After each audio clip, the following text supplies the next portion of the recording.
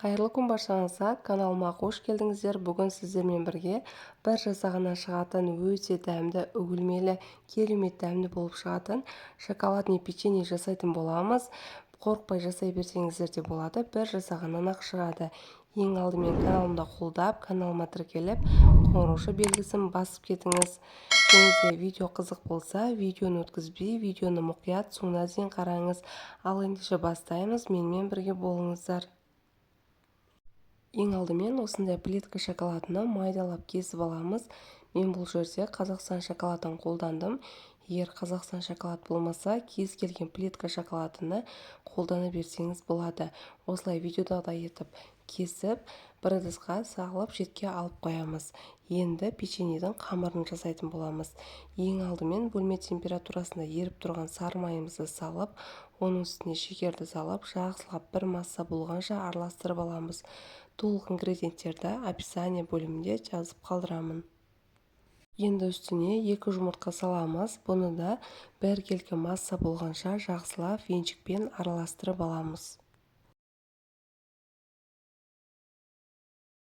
Міне біркелкі масса болды. Енді үстіне 1 шай қасық ванилин саламыз. Ал оның артынан 1 шай қасық разрыхитель саламыз. Салып болған соң бұны да жақсылап араластырып жібереміз. Сосын ұнды аз-аздан салып араластырамыз. Бұл жерде бірден көп ұн салып жібермейміз. Аз-аздан осылай салып жақсылап араластырамыз. Бұл жерде шамамен менде 300-350 граммдай ұн кетті. Толық ингредиенттерді описание бөлімінде жазып қалдырамын.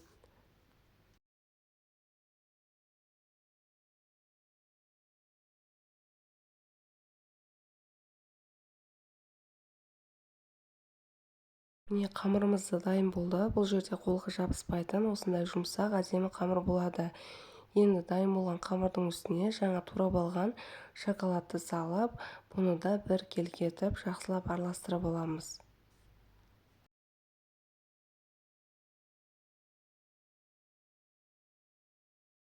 Міне жақсылап араластырып алдық. Енді бетіне пищевой пленкамен жауып, 15 минутқа жетке тындыруға алып қоямыз.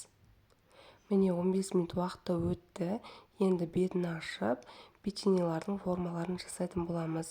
Печеньенің формасына осылай жаңғақтан кішкене үлкендеу етіп, думалақ етіп, барлығын жасап, листімізге орналастырамыз. Негізі листтің үстіне пергамент қағаз төсегендеріңіз дұрыс. Менде бұл жерде пергамент қағаз қалмапты, сондықтан төсемедім. Міне барлық печеньеларды жасап шықтым.